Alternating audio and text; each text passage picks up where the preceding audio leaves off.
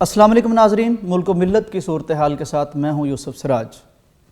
بیوی نے اپنا جسم کاٹ کر خامند کو دے دیا۔ اس وقت دنیا بھر میں اس خبر کی بڑی دھوم مچی ہے۔ سندھ کی ایک بیٹی کی لازوال اور بے مثال محبت کی کہانی قومی اور عالمی میڈیا پر چھائی ہوئی ہے۔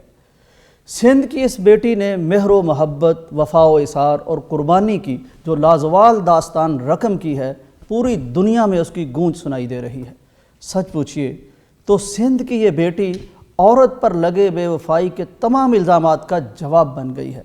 عورت، مرد نے جسے کبھی پاؤں کی جوتی سمجھا، کسی ارسطو نے اسے نصف انسان سمجھا، عورت کے حقوق کے نام نہاد دائی معاشروں نے اسے ایپل آف ڈسکارڈ سمجھا، یعنی فساد کی جڑ قرار دیا۔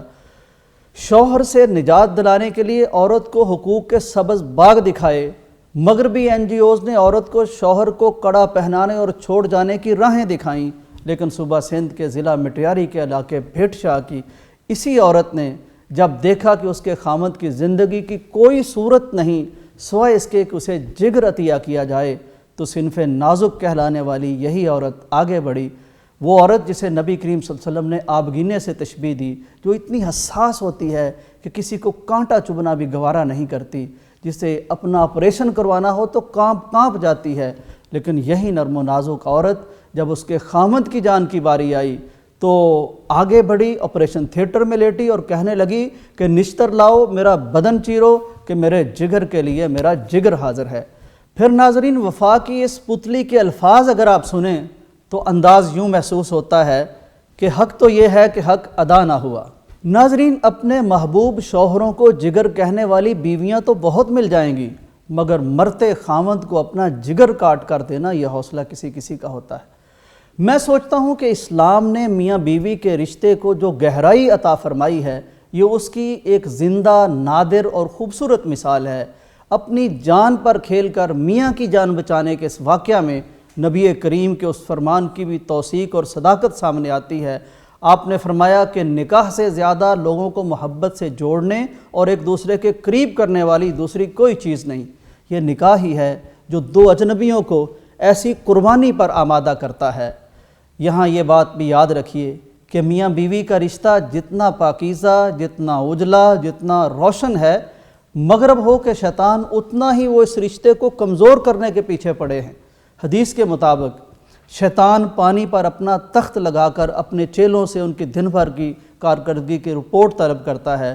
کسی نے قتل کروایا ہے، کسی نے فساد کروایا ہے، کسی نے ملک تباہ کرائے ہیں، ایک سے بڑھ کر ایک سب رپورٹس ہو رہی ہوتی ہیں۔ شیطان چپ بیٹھا سب سنتا رہتا ہے، لیکن جو ہی ایک چیلا کہتا ہے کہ میں نے میاں بیوی میں تفریق ڈال دی ہے، جدائی کروا دی ہے، تو یکدم شیطان اٹھ کے اسے گلے ملتا ہے اور کہتا ہے کہ یہ کام تو نے کرنے والا کیا ہے۔ اس سے آپ اندازہ کر سکتے ہیں کہ شیطان کو میاں بیوی کی محبت سے کتنی چڑ اور نفرت ہے۔ اس موقع پر میں مردوں یعنی شوہروں سے بھی کہنا چاہوں گا کہ یہ مت بھولنا کہ رسول کریم صلی اللہ علیہ وسلم نے اپنی آخری سانسوں میں بھی تمہیں بیویوں سے حسن سلوک کا سبق دیا تھا۔ یہ بھی فرمایا تھا کہ تم میں سے بہترین شخص وہ ہے جو اپنے گھر والوں کے ساتھ، اپنی اہلیہ کے ساتھ بہترین ہے۔ یاد رکھو، عورت پاؤں کی جوتی نہیں، یہ تمہارا لباس ہے، یہ تمہاری شریک غم اور شریک حیات ہے۔ تم اگر پھول ہو تو یہ تمہاری خوشبو ہے۔ رات کی خلوت ہو کہ دن کی جلوت، جب کوئی ساتھ نہیں ہوتا بیوی اس وقت بھی تمہارے ساتھ ہوتی ہے۔ عورت آپ کی عزت کا آبگینہ ہے، عورت آپ کی آن کا نگینہ ہے، عورت آپ کا قیمتی ترین خزینہ ہے، عورت آپ کی بے کراں زندگی کا سفینہ ہے۔ وہ عورت ہی تو تھی جس نے انبیاء کو جنم دیا، وہ بھی عورت ہی تھی جس نے غار حرا سے پریشان آتی نبوت کو کمبل اڑایا تھا۔